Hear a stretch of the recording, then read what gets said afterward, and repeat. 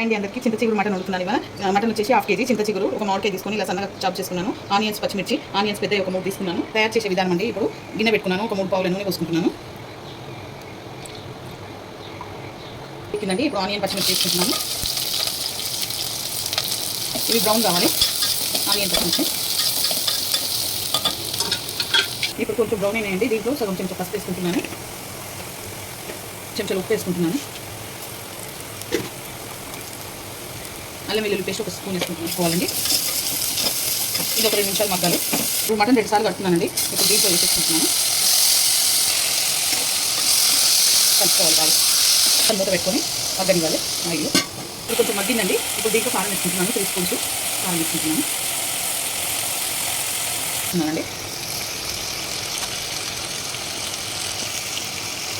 కలుపుకోవాలి బాగా. ఇప్పుడు చింత చిగురు వేసుకుంటున్నాను.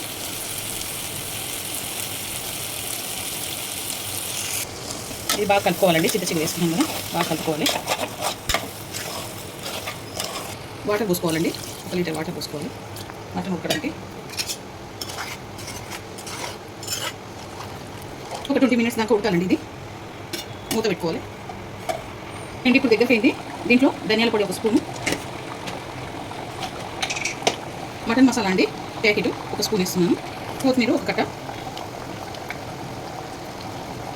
వేసినాక ఒక 10 మినిట్స్ ఉంచుకొని బంద్ చేసుకుంటే అయిపోతుంది. ఓకే అండి చింత చిగురు మటన్ రెడీ అయిపోయింది. ఈ వీడియో కనుక నచ్చితే లైక్ చేయండి, షేర్ చేయండి, కామెంట్ చేయండి, సబ్స్క్రైబ్ చేయండి. చాలా బాగుంటుంది. మీరు కూడా ఇంట్లో ట్రై చేయండి.